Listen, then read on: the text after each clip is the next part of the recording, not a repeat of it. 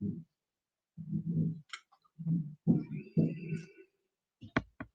morning, everybody. Wanted first to make sure that everybody can hear me. So if somebody would write in the chat, yes, I can hear you, and then we'll go from there. I'm going to wait a couple of minutes to get all the latecomers in, because once thanks, Jack.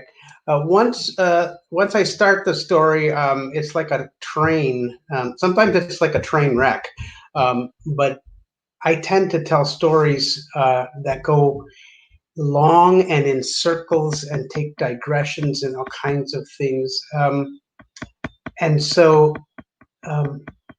this story is no different. And so I want people to get the beginning of the song. But for those of you who are here early,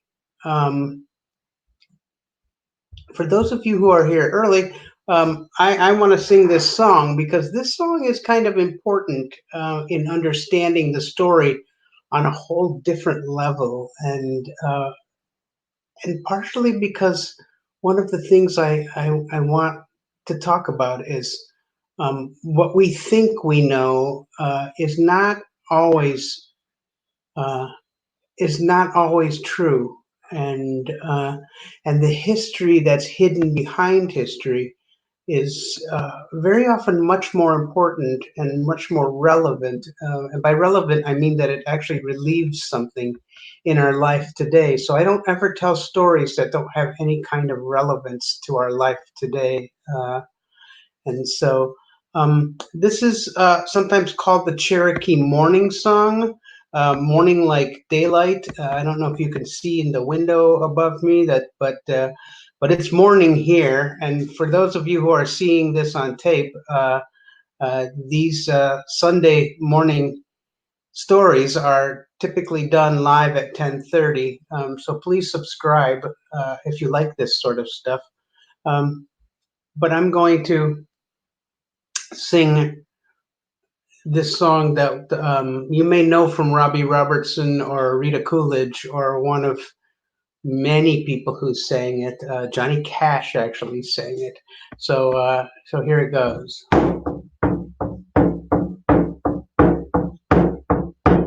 Wendy-ah-ho, Wendy-ah-ho, Wendy-ah, Wendy-ah, ho, ho, ho, ho, hey, ho, hey, ho, yeah, yeah, hey. Wendy-ah-ho, Wendy-ah-ho, Wendy-ah, Wendy-ah, ho, ho, ho, ho, hey, ho, hey, ho, yeah, yeah, yeah. Wendy-ah-ho, Wendy-ah-ho, Wendy-ah, Wendy-ah, ho, ho, ho, ho, hey, ho, hey, ho, yeah, yeah, hey.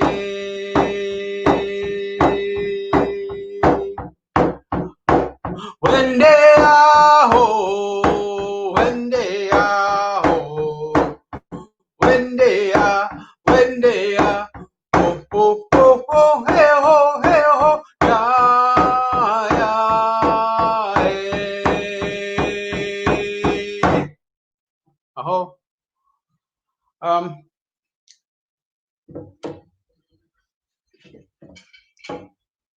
If time permits, I might sing another song, but the songs that I know, many of them, most of them, that are from the Native American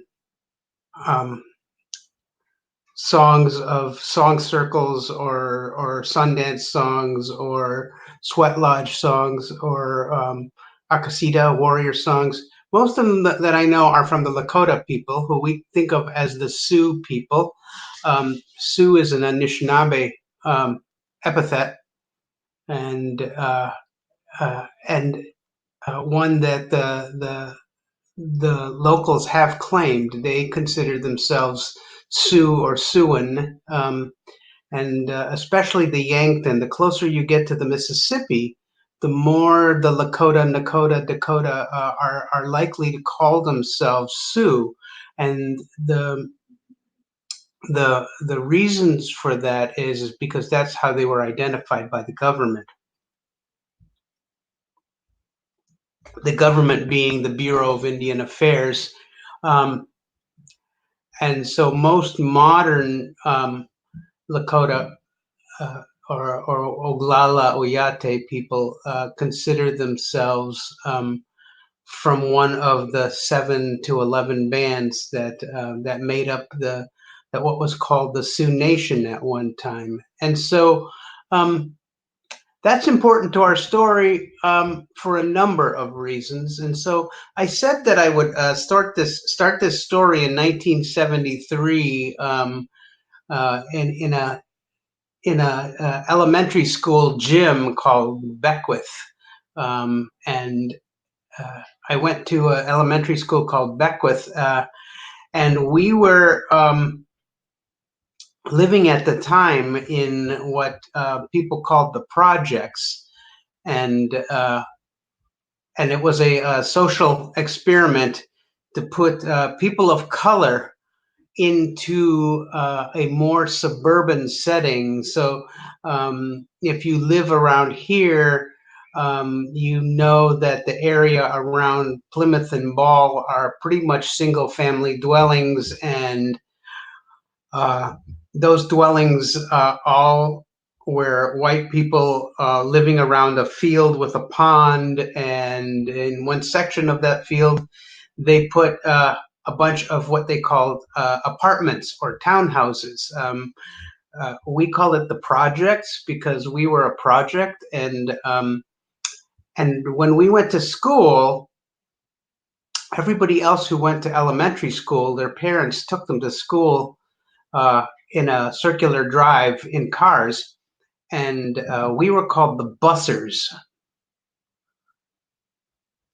So bussers took the bus to school, and if you were a busser, you were probably you probably had more melanin than the rest of the school. So when we moved into the projects, we were amongst the first families that lived there, and the yard signs around the projects had little handmade signs that were on the back of mostly Nixon yard signs that said things like "Go home" and "Nixon ain't for niggers." And so this was the friendly climate that I entered into when I moved into the projects and went to the school that I went to. And we were considered a project by the school as well. It was assumed when we got there that we couldn't read. It was assumed that we were all put in remedial classes, and one of my first teachers, there was an ESL teacher. They had hired an English as a second language teacher. There wasn't a single person I knew in the projects that did not speak English. Now, some of us spoke a little bit of different dialect of English, but all of us spoke English, and ironically, because of the racism that prevailed at the time, they had done as much as possible to make sure that the fewest amount of Black people got into the projects as possible. If you lived here around the time, you know that there already was a project down by where I used to live called Mary Waters. And so Mary Waters was a project that lived at the bottom of the hill, and I lived at the top of the hill. So I came from the white ghetto, which is called the Coit neighborhood. We had Lookout Park, and at the bottom of Lookout Park was the other projects, and so they were not going to make that same mistake again. And so our bus was filled with Native American and Latvian refugees and Vietnamese kids and all of the black kids at that time. It changed over time, but the original black kids were all pretty much like me. We were all light skinned. And so it was assumed that if you were a light-skinned black, that you would be a better black than a dark-skinned black. Unless, of course, you were a refugee, and we had a few of those too. And so we had refugees that were what we called blackety black, black, black, and or blue black. And so there were shades of black at the time. So if you imagine this bus coming in, and the amount of racism and prejudice that was already set against us when I was in fifth grade, you probably can imagine that to be a person of color as well as fat, that I was in line for a lot of teasing and bullying and all kinds of things. On top of which, I had a strange name that nobody could pronounce, and so on any given day, my teachers would call me Jaws. I had 5 teachers. We had 1-hour classes, and 4 out of the 5 teachers called me Jaws. And I'm pretty sure that they knew how to pronounce my name because I'm pretty sure that I had corrected them enough. But my teachers, as a group, decided that they would call me Jaws because they thought it was hilarious. Because there was a movie called Jaws out at that time that people used to go to like every day. Or I don't know if it was maybe the movie out then or it was just the book. Um, but one teacher, however, my art teacher, um, did not call me that, made an effort to find out my real name, pronounced it, and also even asked me what first name I preferred to go by. 3 out of 5 teachers called me Theodore and read my name off of a class list every day. And in all of my other classes, I sat with the bussers or the dummies, and we were all assumed to be stupid, and we were all assumed to be in need of help, and they gave us help. We had speech teachers. We had all of us, because of melanin, we had an IEP. I had no idea what that meant at the time, but what it meant is that we had pullouts, and pullouts meant that you were pulled out of the class to be given special help. And it could be reading help, it could be speech help, it could be mental illness help, it could be adjusting to this new social situation. So on the one side, we had people who really hated us and didn't want us there. And on the other side, we had people who wanted us there so much that they were willing to do anything to prove that they could force us and make us fit in. And so we have this nowadays. And so my life was balanced between people who hated us and social justice warriors who condescended and looked down upon us and were trying everything that they could do to help us, except one. And so my art teacher, Mrs. Wooldridge, was a tall, blonde, hippie, just a beautiful woman who sat in yoga poses and wore angel tops, no bra, and didn't mind if we looked down them, and would wear malas and beads, and she was the first teacher that I ever had, and I mean even when I lived in the white ghetto in the Coit district, that ever took an interest in who I was and tried to understand where I came from, um, and asked me about being a refugee, or asked me about what I believed, or or ask me things like she would hold up her beads and she'd say, "Do you know what this is?" And she was trying to figure out who I was. So I had this huge crush on her, and she was the first person to ever say, "I think you're going to be an artist." And um, I really didn't understand how much she really cared about us and believed in us until one day at the school, we were all led from our class. All of our art class was led into the gymnasium. And in the gymnasium were these like 7 foot tall easels, and on every single easel was a charcoal drawing. And these charcoal drawings were so new that they were on temper board, uh, and they were still taped to the boards. And every single board was about 36 inches by 40, 48 inches. They were huge. They were like 3 by 4 foot or 2.5 by. They were huge, and I was short, so they were even bigger.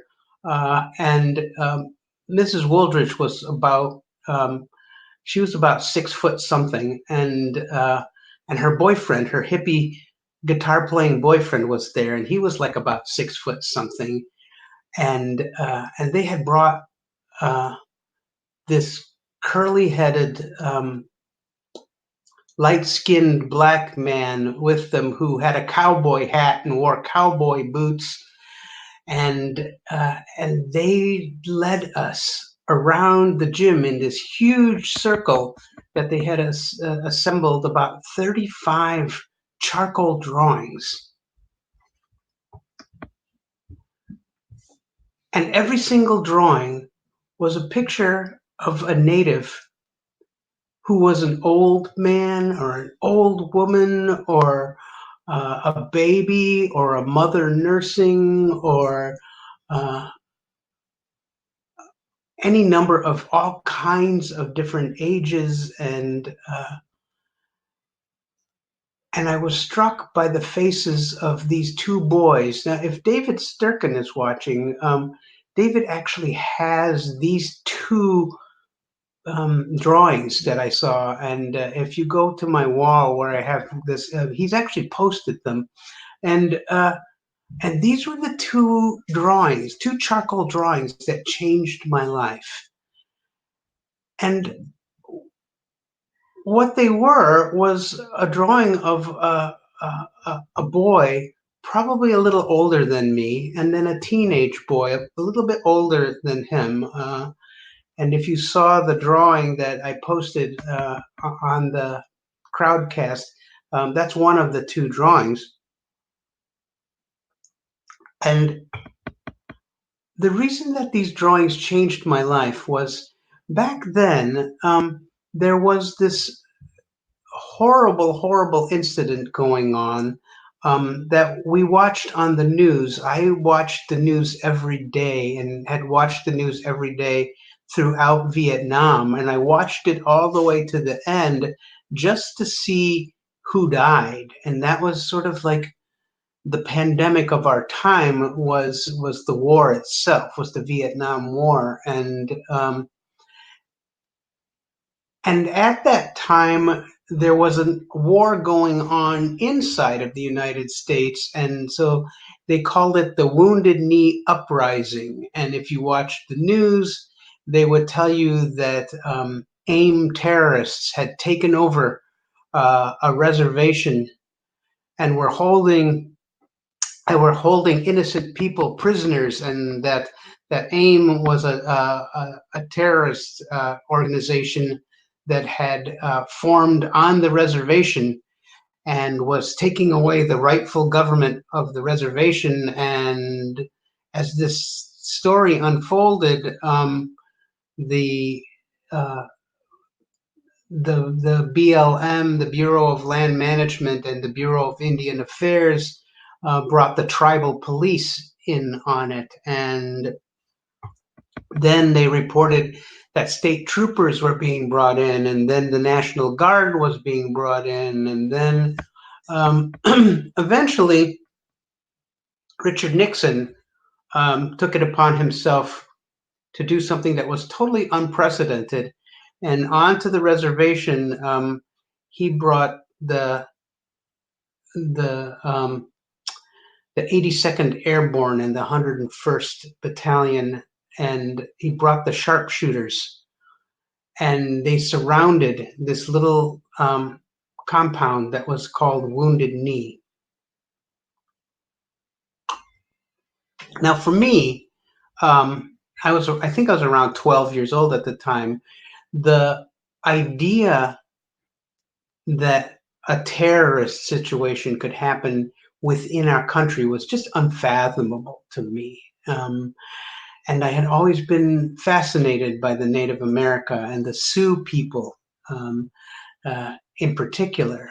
And so I knew enough at the time to understand the historical importance of Wounded Knee, but I did not understand what was really, really going on. And so in the middle of this circle, Mrs. Wooldridge introduces her friend Paul Collins. And Paul Collins is the artist who drew these charcoal drawings. And he begins to tell us a story. And he tells us the story of how he flew into Wounded Knee before the uprising, and that until the uprising ended, he was inside the compound, the building that was supposedly being held by terrorists. Now, I don't know about any other sixth grader, I think I was in sixth grade at the time, who knew or understand what Wounded Knee even was. But the story that he told us was entirely different than the story that we were getting. And one is, he was telling us that while he met one or two or three people who belonged to AIM that came from outside of the reservation, the vast majority of the people who were involved in this uprising, and it was like 200 or 300 people, were not AIM people at all. He said, while there were warrior societies within the Oglala reservation, was what he called it, and it's Pine Ridge to the rest of us. He said that all of that stuff that you're getting on the news, if you're watching the news at all, is just not true. And he said, and to prove it's not true, he said, these are the faces of the people who are the uprising. And he just mentioned in a circle, and he went around the circle and he talked about different people. And he would say, this is Leonard Crow Dog, and he's the spiritual leader of the Lakota people, and he's running sweat lodges and praying with them there. And this is grandmother so and so, and this is Ina so and so, and she and she has little divots in her teeth where she flattens porcupine quills with her teeth, and the whole time she was there, she was making tiny little porcupine quill rosettes to put in the girls' hairs. And he was talking about how many of the people who were there were little children, girls, babies, and boys. And then he went over and he said, these boys are brothers, and pointed to the two pictures. And that struck me so hard. And he said, I remember this very clearly. He said, they aren't even old enough to have had their first wet dream yet. And everybody just was in shock that he actually said that. But later on, I learned that the importance of that is that you're not even considered a man until you've had that rite of passage. And so to most of us who also, if you were a boy, had not had your first wet dream yet, we all understood exactly what that meant, but not in the terms that he was trying to explain it to us. He was saying to us that these were not terrorists, these were children. These were not terrorists. These were old people. These were spiritual people. And these were people who were the victims of a local police slash president, um, who were getting beaten and shot at and killed by a man who was the president of the reservation that the Bureau of Indian Affairs had put into place. And his name was Dickie Betts. And Dickie Betts had what they called the Goon Squad. And what they were natives that came from other reservations or who were alcoholics who were paid to beat the actual natives. And I say native because Dickie Betts himself, it is rumored, was not a Lakota, despite what he said and what others said. And not only was he not a Lakota, he belonged to the Cheyenne tribe, which was the tribe that was opposed to um, the Lakota tribe over hundreds of years. Not at that time, but uh, but he was also what they called Wasichu born, which meant that Wasichu means eats the fat, and white people were first known and recognized to take the most prized piece of any animal and the thing that was the most useful for creating light or creating tanning solutions or any number of things that were really valuable. And so rather than saving and rendering the fat of an animal, white people ate the fat, and and that was the first time they were exposed to people who ate bacon.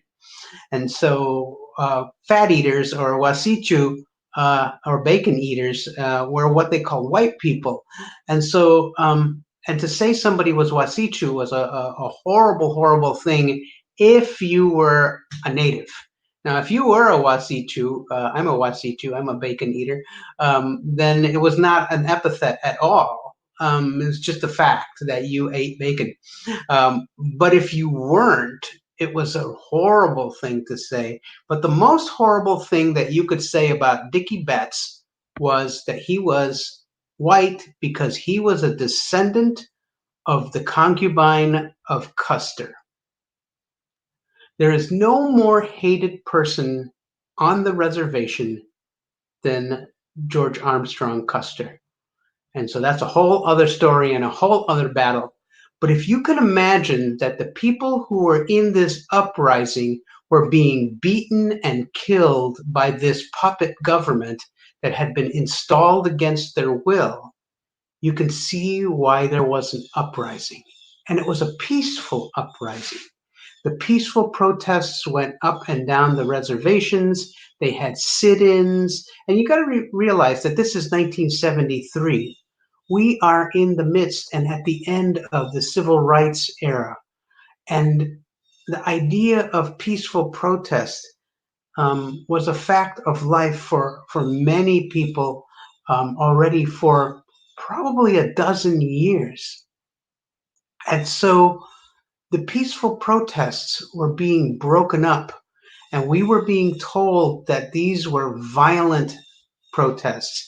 And if you imagine that in the same way somebody would say Antifa today, whenever you said AIM, you got the same response, and they were considered to be an armed terrorist organization. Now, the reality is that it was a movement, like Antifa is a movement, like QAnon is a movement, like Al Qaeda is a movement, and that there was no head, really, of the movement. Now, there were people who became leaders in the same way when the Lakota were asked, "Who's your chief?" Well, they didn't have chief, so they said, "Well, Crazy Horse is our shirt wearer, and Sitting Bull is our shirt wearer, and Dave American Horse said that his grandfather, American Horse, was the third shirt wearer.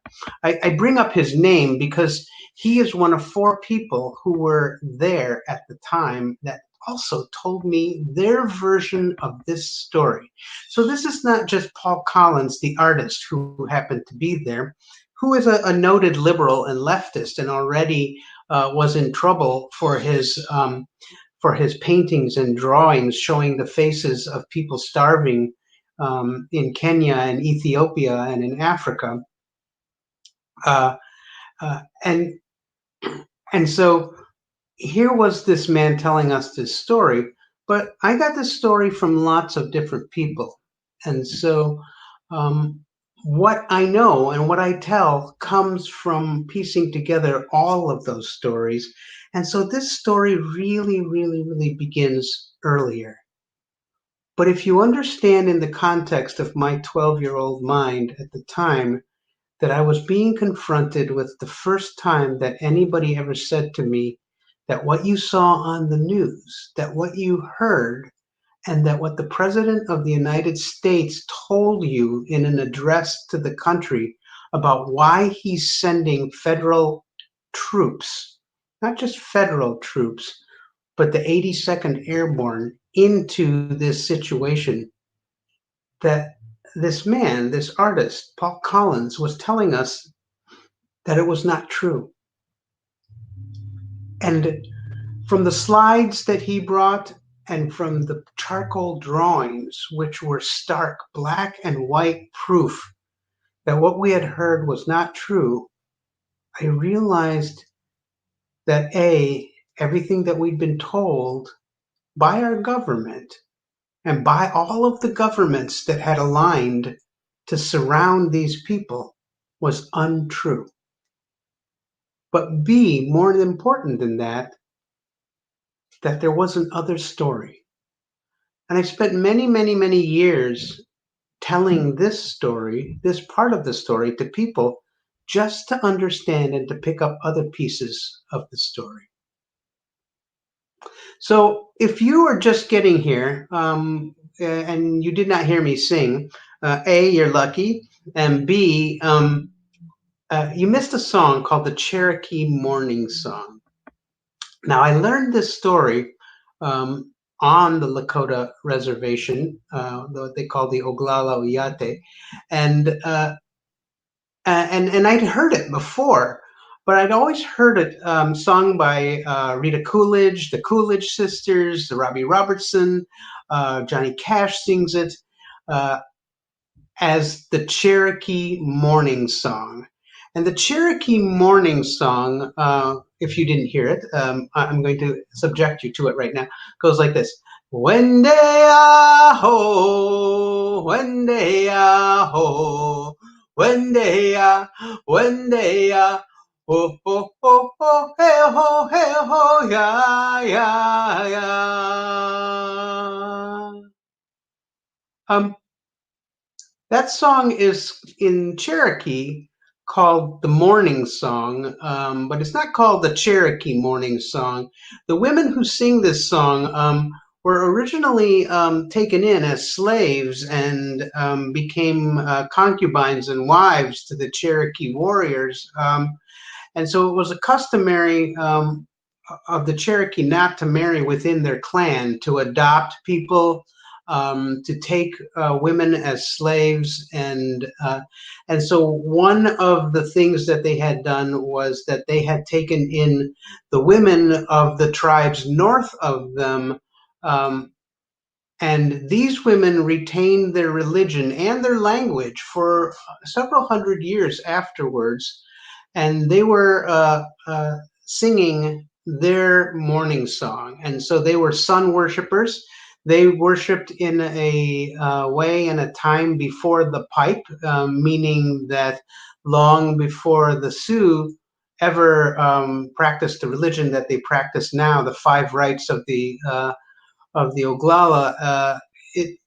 They were sun worshipers, and I say that because the women who were captured and enslaved and made to be wives of the Cherokee men were Siouan. They were a Sioux tribe. Now, in order to understand that, you have to understand something that happened in 1536-37. So the first colony in the United States happens in Virginia, and the Roanoke colony in Virginia is probably known to some of you as the Lost Colony. And what happened was that they had landed, that they immediately got into trouble, realized that they did not have the skills needed to form their own government, to feed themselves.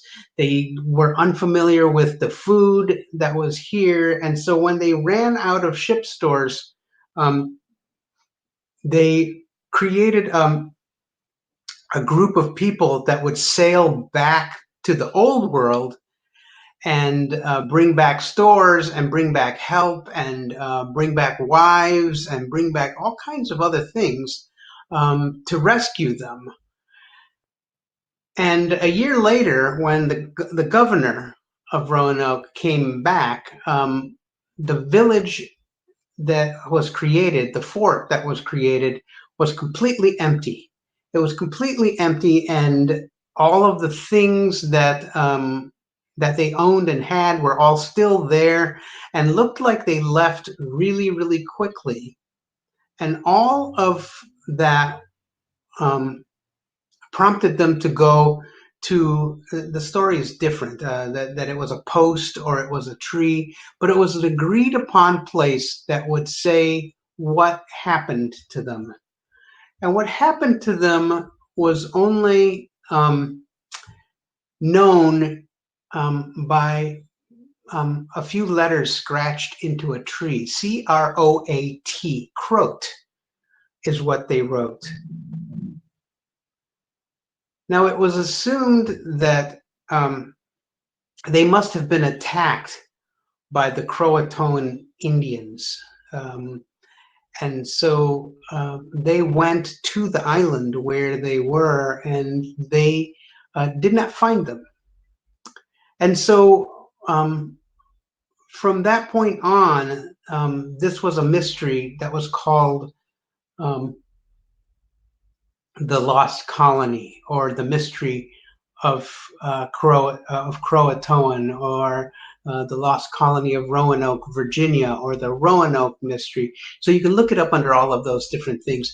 And the thing that all of the stories agree on, though, is that they didn't know what happened, and it was a mystery. So this is 1538.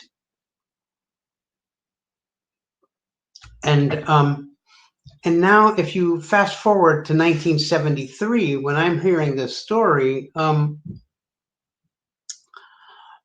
my boss, many, many years later, who some of you know, John S. Hyatt, John Hyatt was in the 82nd Airborne in the early 70s. And in the early 70s, the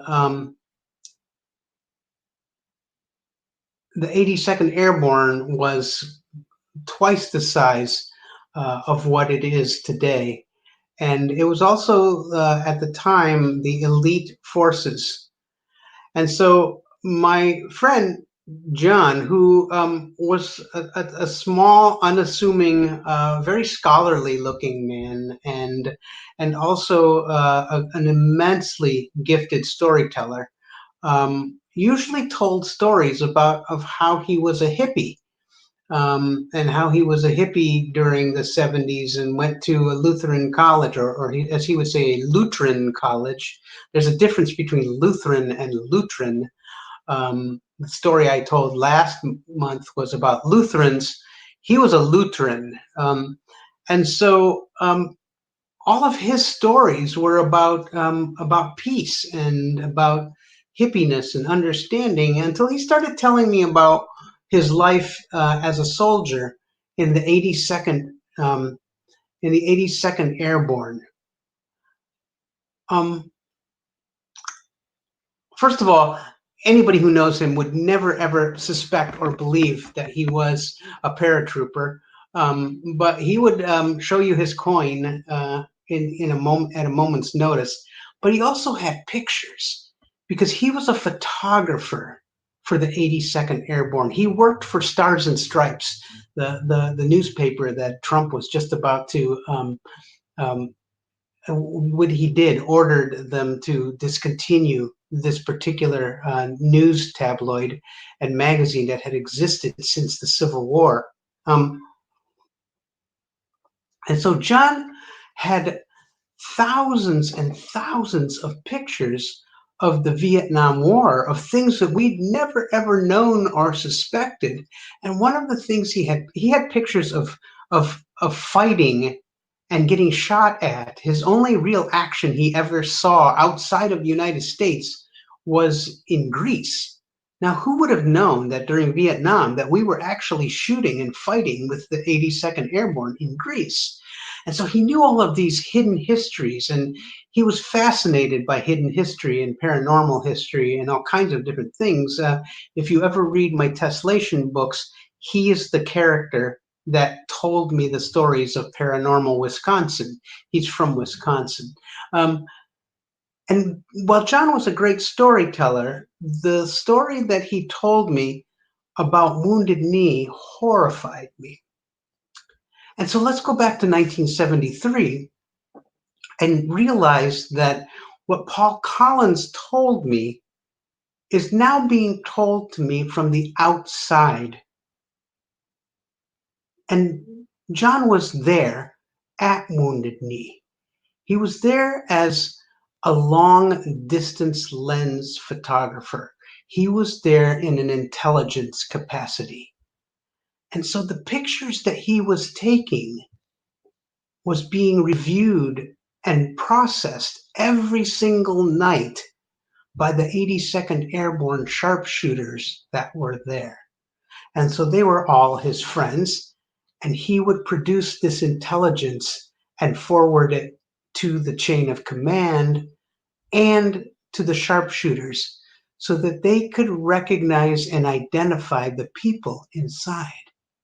And what John told me was that what Paul Collins said was true.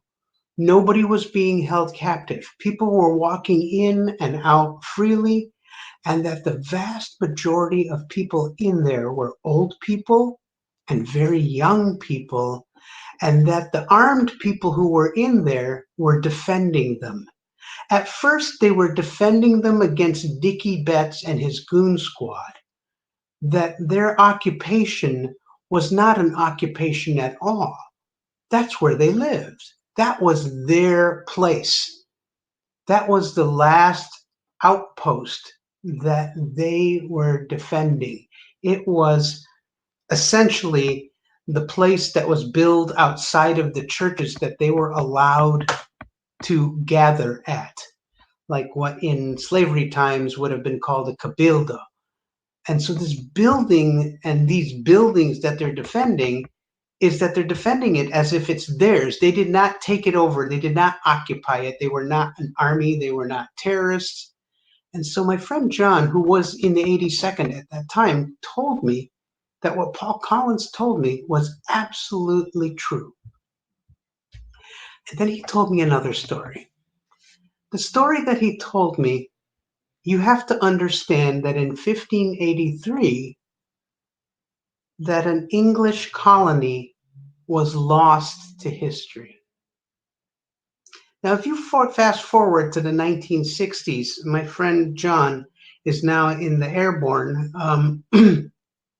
He would tell you that amongst the 82nd Airborne, that you could, I don't know if you know who the 82nd Airborne is. They are the elite forces and troops and sharpshooters of the United States.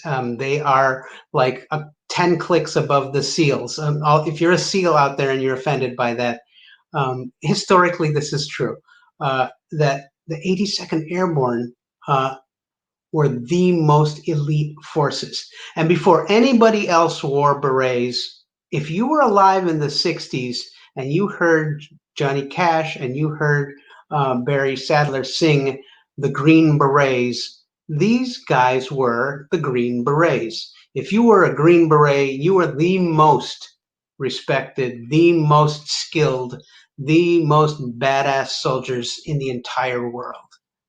Um, and if you are a badass soldier from another country listening to this and you think you're worse or better or more badass, then we can have that conversation at another time. But in the context of the 1970s and the 1960s, nobody was more badass and respected than the Green Berets. I won't subject you to this song, but I know all the words. And what John Hyatt told me at the time was that amongst the Green Berets, if you ever said Sergeant Locklear in any group of people, no less than 10 men would stand up and salute and say, "Yes, sir," or "Yes, Sergeant," and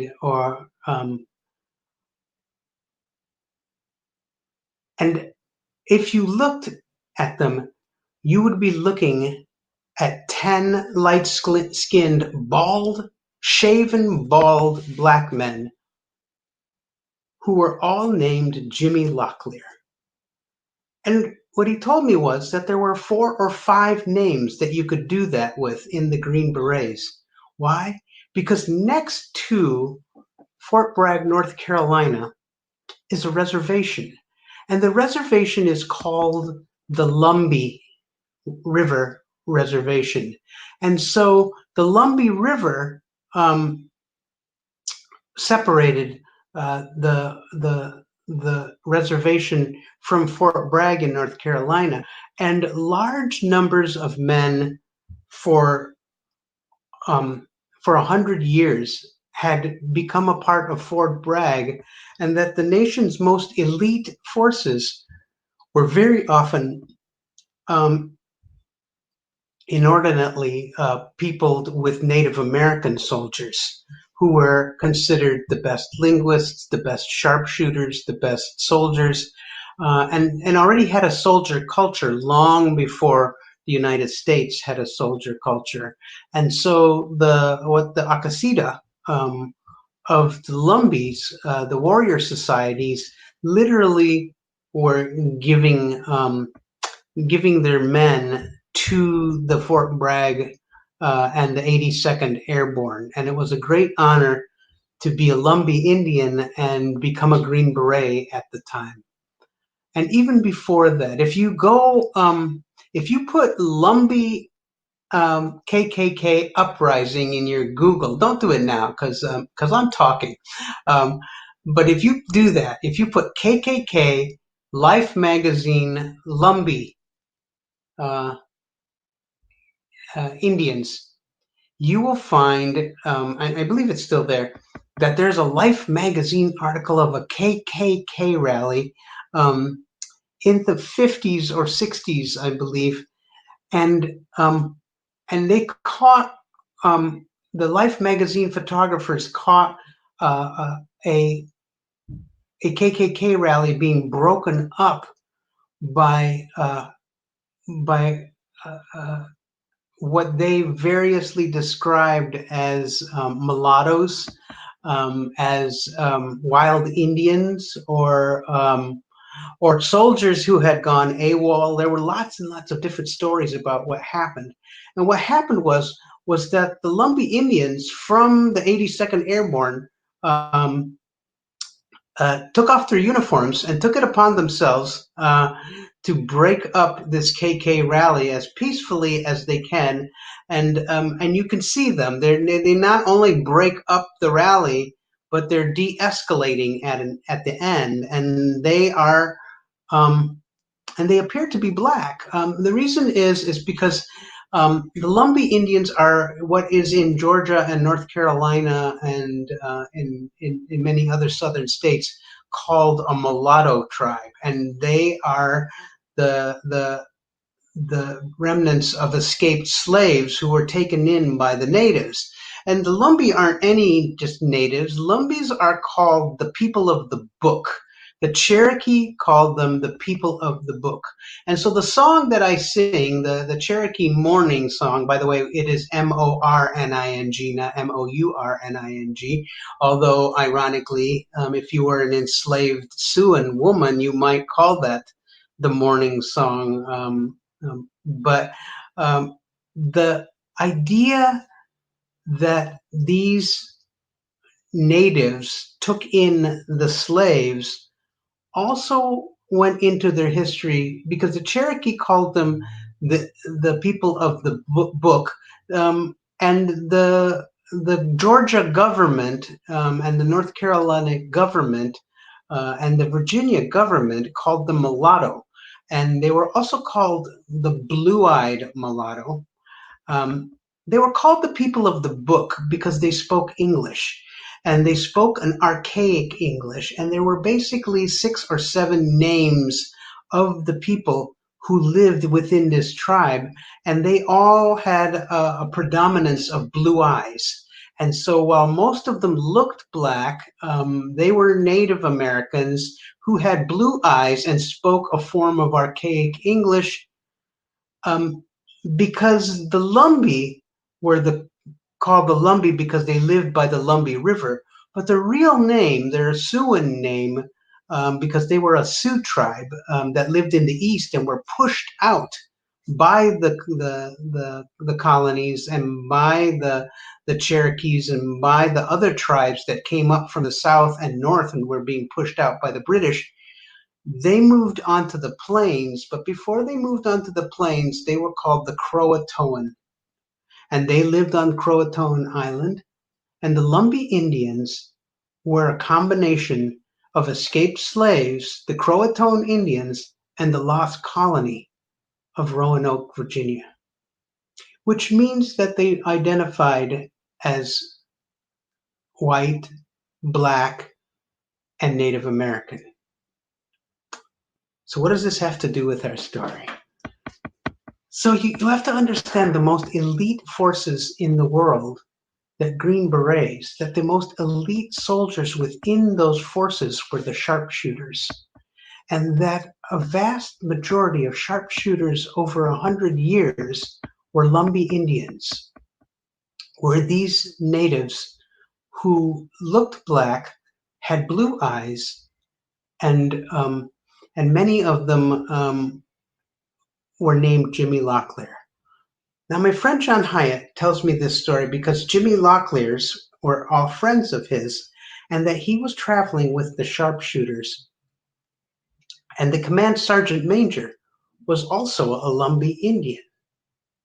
Now, you have to think about this in this context, all right? So if you're a Lumbi Indian and you get up every morning and you sing the Cherokee morning song and know that that is not a Cherokee language song, that is a song of your people, and your people are Siouan people. And so now you are a Lumbi sharpshooter surrounded by National Guard, surrounded by federal troops, BIA and BLM troops, and you are surrounded by the state police, and you are surrounded by the National Guard, and you're looking in and you're looking at the pictures inside the compound, and you are on a standby order to kill, that you realize that the people inside the Wounded Knee compound are the same people that you are, that they are Sioux and you are Sioux, and that you share a common ancestor. And you not only share a common ancestor, but you're standing on the ground of Wounded Knee, where in the 1800s, the first Wounded Knee uprising happened, and hundreds of Lakota and Nakota and Dakota men came and peacefully brought their arms to be turned in, and were in a peaceful gathering when something happened and hundreds of them were massacred for no reason at all, and American troops killed hundreds of natives unprovoked on the very land that the Lumbis were now pointing their sharpshooting rifles at the Lakota people. Not only were they pointing their rifles there, but they were there under orders of the President of the United States to shoot American citizens in full violation of the constitutional principle that troops are never ever to be used to fire on American citizens. And make no doubt that every single person inside the Wounded Knee compound at that time were as much an American citizen as those who were slaughtered in the 1800s by American soldiers. And now hundreds of soldiers of every sort, including federal troops who are not really soldiers, but are deputized federal agents and federal officers that come from federal agencies, were all there armed with M16s to kill the 100 or so people inside of this compound, who are mostly unarmed, mostly children and mostly old people, and mostly people who are simply occupying their own land, their own reservation, and their own building. My friend John Hyatt told me this story, and my friend David American Horse, who was inside, also told me this story. And he told me this story because he was later asked to testify about what happened in a hearing.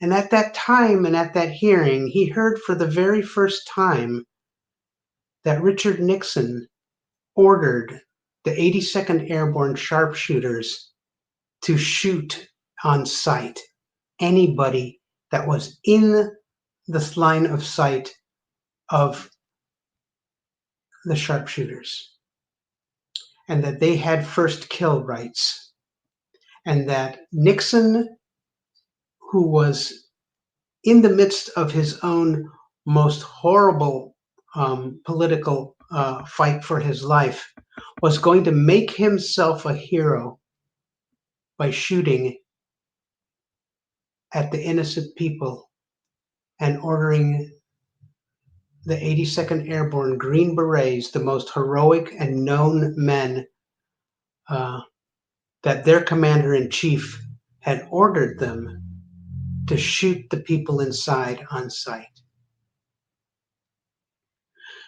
What John told me, and what David American Horse told me, was that the command sergeant major of the 82nd Airborne was a Lumbi Indian, and that at the time he met with his Akasita, which was the warrior society within the 82nd Airborne of Siouan, Lakota, and Lumbi,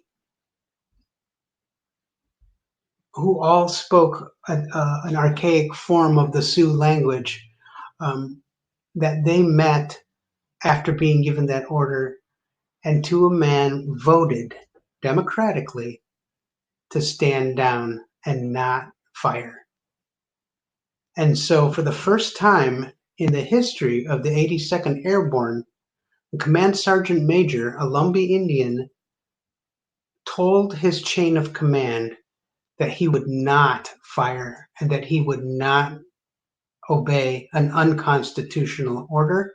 He would not fire on innocent people, and he would not fire on American citizens, and that he would obey his oath to the Constitution and not to the President of the United States. And the reason that there are not 2 Wounded Knee massacres is because one man one group of people, one band of soldiers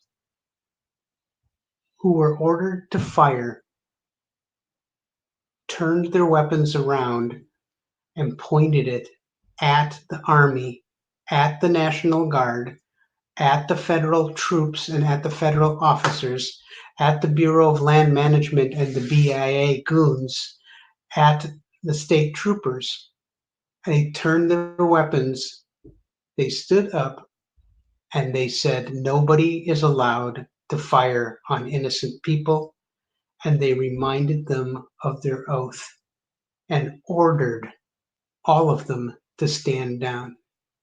What you never saw in the news is hundreds of cops and soldiers putting their weapons down and refusing to fire.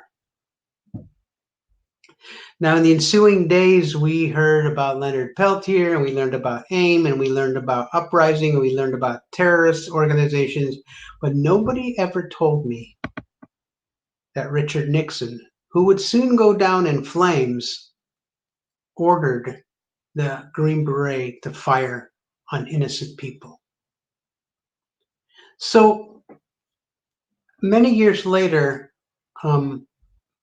not only did I become an artist, but I was compelled by these stories and by my life to actually move to the Black Hills in South Dakota, where I became friends with American Horse, who was the last grandson, or the one last of two grandsons of American Horse, who was with Crazy Horse and Sitting Bull, the last shirt wearer of his people. Dave and Vern American Horse were considered modern day shirt wearers. They weren't chiefs, they were just simply the men most respected by the medicine men and by the people who were most elderly or in charge. And so they were the people that were respected by the women, by the warrior societies, and by the elders. Dave told me this story along with another man, the fourth man named Vince Blackfeather. And Vince Blackfeather was the fire tender at Wounded Knee. And he was the last living apprentice of Leonard Crow Dog, the medicine man, who led the occupation and the uprising as a nonviolent, peaceful occupation and legal occupation.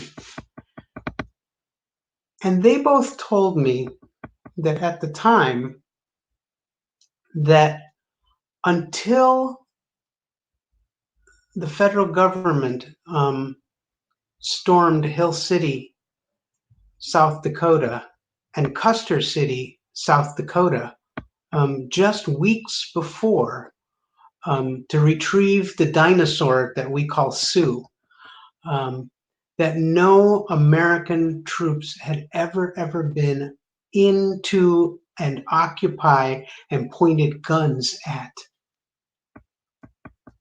Americans. And that crazy fact at that time, because we had just watched them take federal army troops into South Dakota, that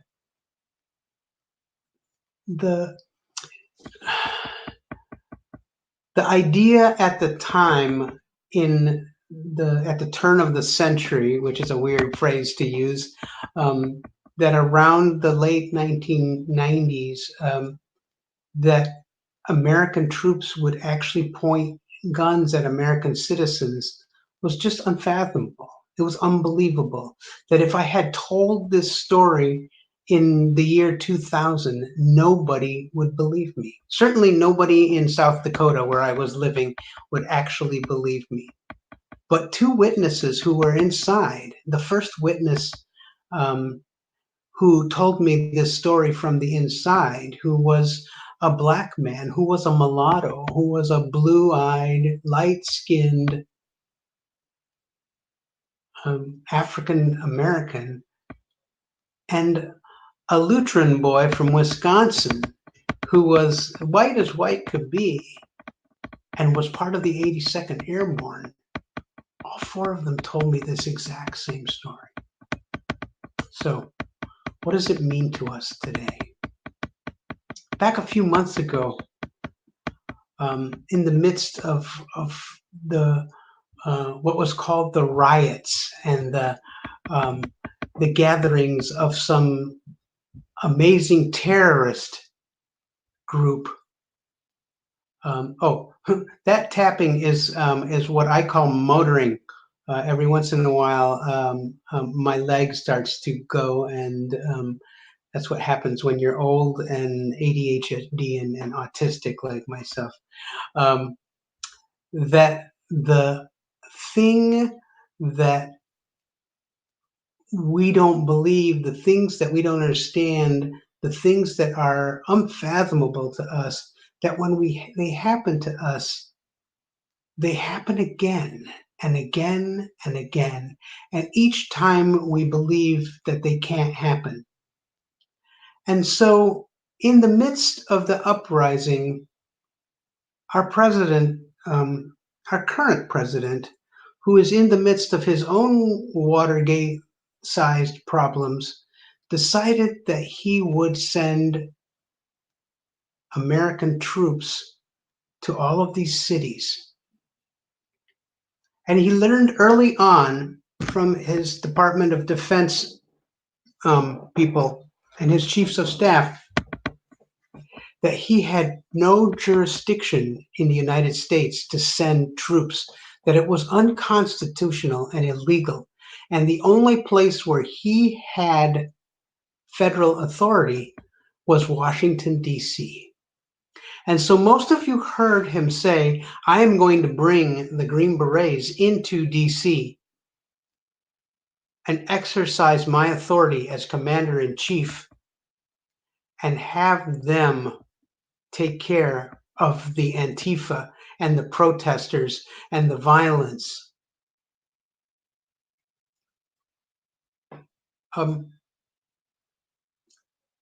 What happened at that time was that four-star General Mark Milley advised the president in writing that while he had the authority to call in the troops, he did not have the authority to A, have them armed, and B, have them physically move into the space of Washington, D.C., unless there was a constitutional or life and death crisis, and that he did not consider either situation to exist.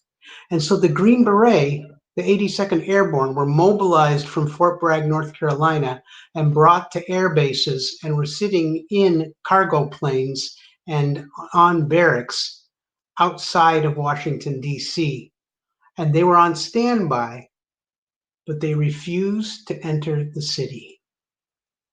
On the day that Trump ordered Mark Milley to cross the street with him was the day that he and Mark Milley, General Mark Milley, had a horrible argument. And Milley was forced to cross the street with him. And all of a sudden, there were DOJ troops that were flying in the air and firing tear gas. And there was Milley in the middle of this, wearing his uniform, looking like he had put this whole thing together. And he had been tricked. What most people don't know is that the night before, in writing, he had written to all of the Joint Chiefs of Staff and all to his staff and to all of the generals in every branch of the service that he was in charge of, that it is illegal to obey an illegal order, that they were being ordered to stand down every time they were given an illegal order, and that they were not and this was a verbal order, that they were not to ever even point or bring a weapon to a place where an American citizen could be killed. On the same day that Trump ordered people across the street and tricked Milley into putting on his uniform and crossing the street with him, the National Guard showed up at the order of their commander-in-chief, because governors command the National Guard in every state. But in Washington, D.C., it is the President of the United States who is the governor of D.C., technically. He ordered them to show up to guard the Lincoln Memorial, because he couldn't order them to shoot, he couldn't order them to go to the protest, but he could order them to protect property. The Army troops that went into Hill City went there to protect federal property. The federal troops that went to Portland went there to protect federal property. The troops that went into Custer, South Dakota, went to protect federal property, the parks, the national parks. And the troops that were sent to Wounded Knee were sent there to protect property. The idea that every time a president orders troops against the people of the United States, it is to protect property and to not protect Americans cannot be discounted in thinking about what the meaning of this story is. And so in 2020, today, the National Guard were forced to show up to protect the property at the Lincoln Memorial. And what they did was they showed up, and they showed up unarmed. And for the first time in the history of the United States, when the flag was raised for them to stand at attention on an order to stand by, they stood down. At the same time, the 82nd Airborne stood down. They refused to enter Washington, D.C. You didn't see this on the news, but two different units in two different places of 82nd Airborne that were being ordered to go into D.C. to take care of the protesters and to shoot Antifa. And that was the order: shoot Antifa. They stood down.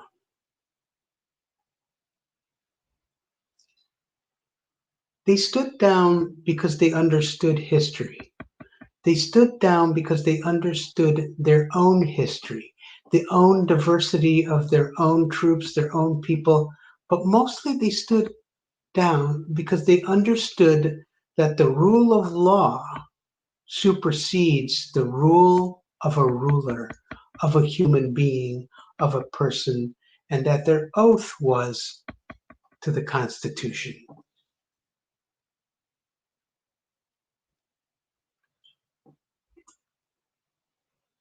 George Santayana said this quote we're all familiar with, that if you do not remember history, you're doomed to repeat it. But what he really was talking about was that in order for progress to happen, in order for things to change, in order for things to get better, we have to remember history and retain those parts of history that make progress possible. And that when we hear the phrase understand history, what he's literally saying is that we need to stand under history, that we need to stand with history, and that those things, those ideas, those ideals, those concepts, those precepts, those things that we believe in need to be preserved in order for us to move forward. And so I want to end with saying that it's really, really, really difficult for me not to be political. But I also want you to understand that the things that I talked about in the history of the United States were not partisan things. They were not political things. They were human things. They were humans making human decisions. That the Croatoan did not scalp and kill and eat the lost colony of Roanoke. They took them in. They saved them. They became them. The people of the book were the first Christian tribe in the United States or in the colonies at the time. And that those mulatto marauders who came to the KKK were not involved in a partisan or terrorist activity because they were mulattoes. It was because they were soldiers. It was because they had an oath. And it was because they were there to prevent the murder and the slaughter of innocent blacks.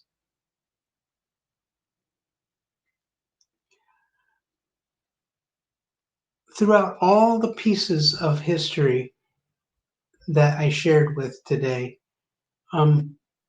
is this idea that we are at a place of choice, at a crossroads of choice all the time. And that the last time American president ordered troops onto American people, that they refused the order. But at the same time, within a single day, federal officers who are deputized to protect monuments and protect prisons put on military uniforms and stormed into DC, stormed into Detroit, stormed into Chicago, stormed into Portland, stormed into Seattle, stormed into Washington, DC, stormed into probably 24 American cities, including New York, fully armed and ready to shoot, to kill, to protect buildings. Now, obviously, they and the person who ordered them to do that don't give a shit about buildings.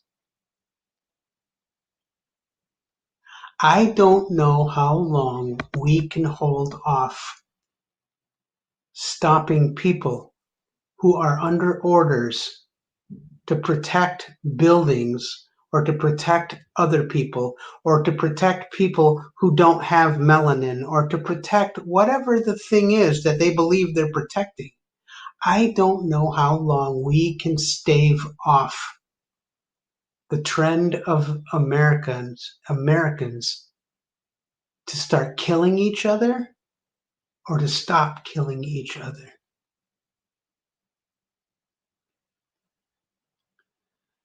And so over the course of the next however many years it takes, maybe, I will tell these stories.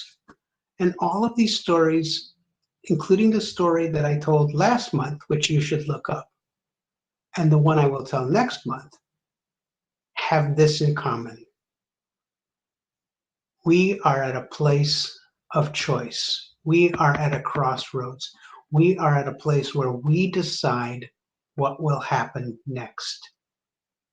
My teacher Starhawk writes in her book and used to say that we are skating on a skin of milk, so thin that we are about to either fall into what she called Mundo Mal, the bad world, or Mundo Buena, the good world of the goddess. And then in order to fly into the good world of the goddess, and in order to not go through this skin of milk into the bad world, we have to learn to fly. And that to learn to fly is to learn to choose. And there is no choice without action. Choice and karma is action. Not what you believe, not what you think, not what you pray for, not what you wish, but what you actually do. And that's my story, and I'm sticking to it. I want to thank all of you for coming today. I'm going to hang out by the chat here. I actually wear glasses and can't even read what you guys are writing. You could have been saying all kinds of horrible things about me. But I'm going to open up the floor and chat with you in writing, and and I hope that all of you have a really, really beautiful day, and that all of you make good choices and get into good trouble. All right? I love all of you, and all of you who will be watching this archived. I hope the same for you too. And I hope that some of you will watch this after we make our good choices and our good trouble, and things will have turned out munda buena. All right? Que nunca.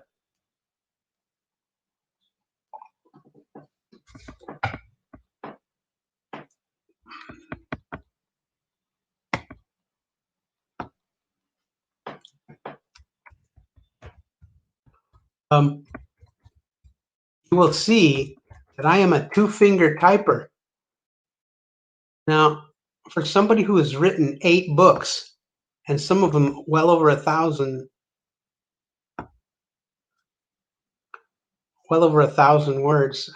You know what? I forget what next month is. I believe next month I'm going to tell the story of how I became Baba Teddy, and that is some of you might have heard this story at Convocation, told with Lady Dame, who I think is the finest storyteller that I personally know of, that we told long form stories.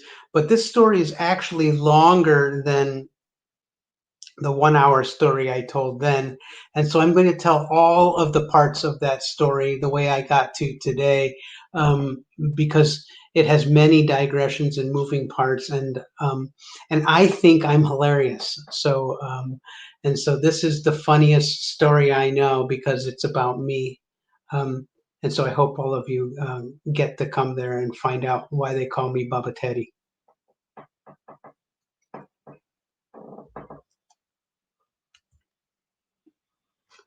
By the way, I would not be able to do this without Kate, my wife, and my tech crew, my IT guy Gabe, and my publicist Nick. And I sit here and I look like I know what I'm doing, and I have all of this nice stuff around me, and I've got cameras, and I've got sometimes we've got all kinds of lights and everything. And even though I was a stagehand, I am so much of a Luddite that I don't understand anything, any technology before 1999.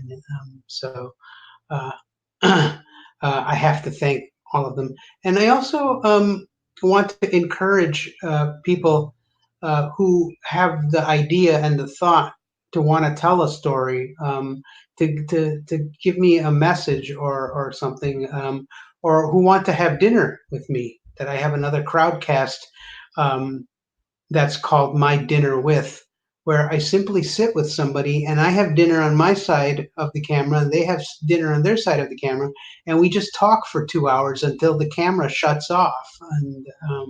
And so if you ever seen My Dinner with Andre, or Anthony Bourdain is the other metaphor that I use. That's what that's like. You don't get to chat. You don't get to do anything. You just watch two people talk endlessly for 2 hours. And so I encourage you to go and watch My Dinner with Andre, a brilliant movie that is just two guys talking at dinner in New York. And while it was mind-blowing and conspiratorial, like QAnon weird stuff at the time, now you watch it, it's prophetic. It's just an amazing movie by two amazing people who didn't write it. They just simply sat down with cameras and started to talk. So the question is, how much the news cycle spins every story to make it seem like we need to live in fear. I think that we have to understand that since Ted Turner, who I knew quite well when I lived in Big Sur, and who told me this, since Ted Turner started cable television and news became a 24/7 operation, and that we went from 3 networks to 4 networks, and then suddenly to 50 networks, to 500 networks, to now 5,000 media outlets, that the ability to be monetized and stay alive is based upon your ability to sustain. It is a horrible, sad fact that every happy story like this one doesn't draw people in. I can post this 100 times, and at most, I will get 20, 30, 40 people.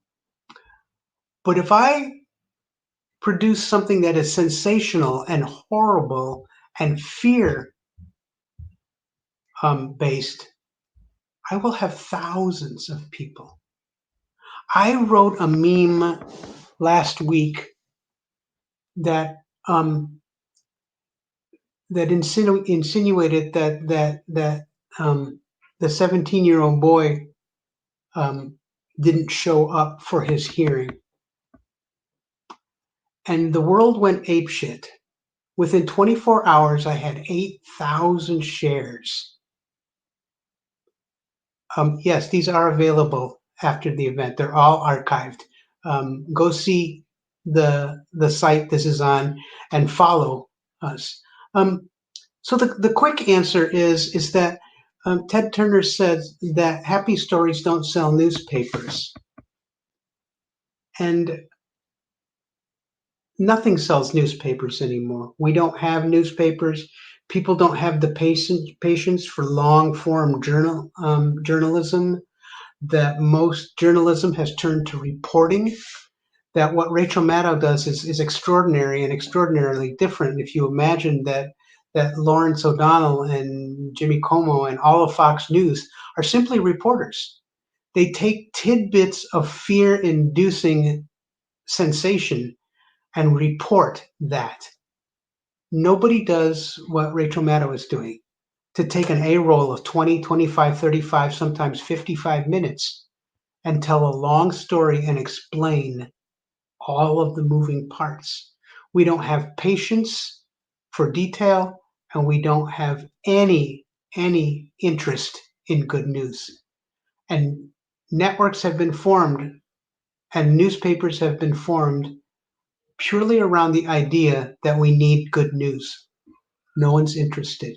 You cannot get an ad, you cannot get a supporter, and you cannot get a subscription based around good news. So that's not a happy answer, Chaz, but that's the truth right now, and it has been for the last 20 some years, and it's getting even worse. Yeah, it is how the Puritans used the Bible, but it's also how we use the Constitution. Um, it's also how the Quran is used today. It's also how 99% of people who use the Quran and use the Bible and use the Torah and the Talmud don't use it to create fear and kill people. Most people understand how to cherry pick the metaphors they need for their life and live happily with them. It's just a few people on the extremes, and I mean both extremes, who really think that the ability to control power, sex, and money or what we are and what we are about and what we need. And those of us in the middle fall prey to that.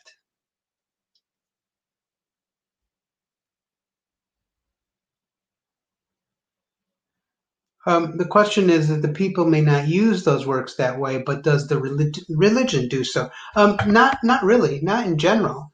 I would say that the vast majority of Islam and the vast majority of Christianity and the vast majority of Judaism and all of the monotheistic religions, just like the vast majority of communists and the vast majority of socialists, um, are moral, decent people wanting to live a good and moral life. And I think that unfortunately, in the same way that fear-based memes and tropes float to the top, that fearmongers and power mongers and people who are um, and people who are in need of money, sex, or power are the ones that float to the top, and we associate them with their religions and with those books. But like the Lumbi Indians, who are the people of the book, um, they follow the book. They follow the Constitution. Their spirituality is not based upon what oligarchy and patriarchy and and fascism has made it, and that's been true. That's been true since the beginning of patriarchy. A very small number of people use that.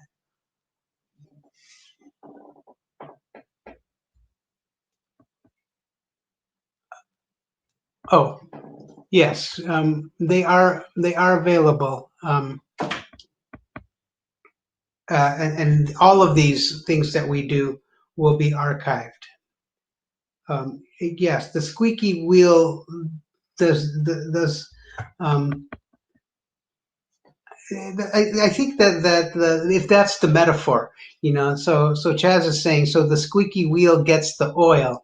Um, yeah, it gets the oil in an oligarchic sense, that you can't look at what's happened in the last 4 years without understanding the immense power and influence of Rosneft and Exxon Oil. Um, I don't know if you meant that by oil, but I also think that if you are to use that metaphor, that only an inch of rubber hits the road at any given moment. And what that means is that the actual movement that we are having is only based upon a tiny, tiny percentage of the car actually touching the ground. All of the things that make the car move, all of the other things but the actual place where the rubber meets the road and one person turns the steering wheel, that is less than 1% of the whole car. That's the real metaphor. The real metaphor is that we are all along for the ride to wherever one brain and 4 inches of rubber meet the road. And so we are either going off the cliff, or um, we're going wherever we're going. And if we go off the cliff, we're either going to learn to fly, or we're going to learn that falling never hurt anybody, but landing does. And so that's going to be what goes on. So, you know what? I think it blows everybody's mind what Trump has managed to do, but I really think that more than that, he's just one mind. I mean, he can't do it alone. You know, there are hundreds or thousands of enablers, and my friend who works at Homeland Security has said that there's nobody left at Homeland Security. That part of the problem is that the people who support him are the only one left. Everybody else has taken retirements, has taken furloughs, has taken leave, has gone to other government jobs that are non-sensitive. Um, that you can go into any given department of government right now, and hundreds of people are missing and not being replaced. And hopefully that will be remedied in January.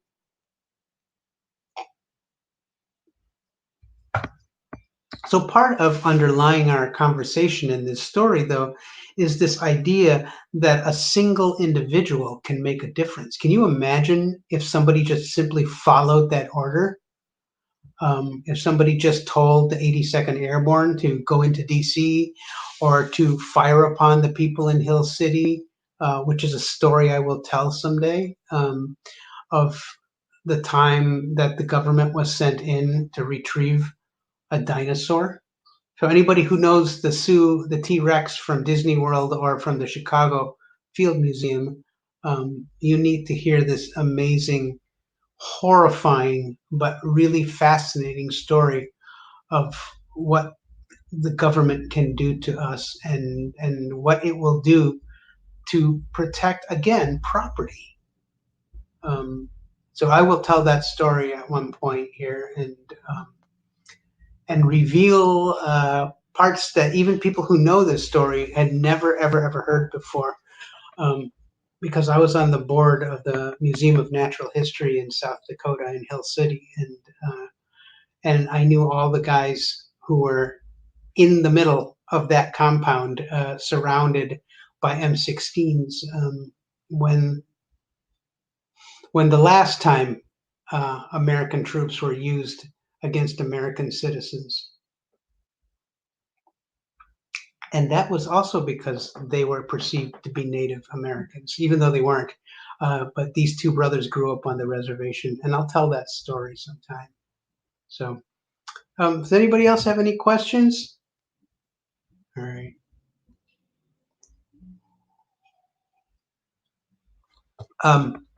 In the future, I will not only be doing these stories, but I will be doing what I think of as pop-up stories, stories that are relevant to the news, and that need to be archived. And another thing that both Kate and I are going to be doing is called Meta Magica, and we're going to be talking about ideas and the science of divination, not as a spiritual thing, but using the most modern ideas of physics, of science, of physiology, of neurology, and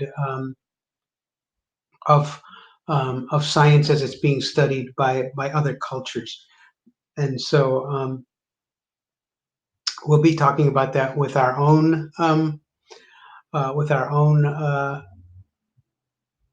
own forms of divination, but we're also looking at how all divination is related, how it's related historically, how it's related internally, and what makes magic a meta process, something that is internal and universal to all of us. Partially with the hope that people will all start using divination. That even though there are guys like me and Kate, and I see Jack is out here, and others, that eventually what our job will become to do is teach people how to read themselves and to read each other when they can't read themselves, and that our ideas of spirituality and community and religion and all of those things start moving um, into a different idea and into a different age, largely based upon what we're going through now. That we can't go back to what we were. We can't do things the normal way. And one of those things is related to storytelling, and that is that so much of my ability to understand the trajectory of your future is based on understanding your past. And that's true for individuals, and that's true for all of us as a group, as a church, as a culture, as a nation, as a crowdcast crowd, whatever you think of. So, um, every time I look at the chat thing here, Crowdcast says, "Say something nice," and so I will close by saying something nice. I really, really appreciate the time and the energy and attention that you all have to listen to me go on for a very long time. I'm used to being in churches where I'm given 20 minutes to get to the point, and and I can get to a point in 20 minutes, but I want to get to 1,000 points in 2 hours, and that's my goal here. And having you here. Um, Especially since it's so difficult for me to be anywhere with any of you all in person. Uh, and I'm a much better storyteller without a mask. I want to thank you all for being here. And I want to thank everybody who will be here in the future. And I don't think it's too political to say to you to vote. Please, please, please vote. No matter what your beliefs are, it's important to vote. Right? Thank you, and yeah, you're welcome. So, if you like these kinds of stories, please listen to The Moth and Snap Judgment. Uh, Storytelling is going to be the most important part of the new age. That's my prediction. You heard it here first, and I want to thank everybody for being here. All right, I love you all. I'm ending the broadcast. See you later.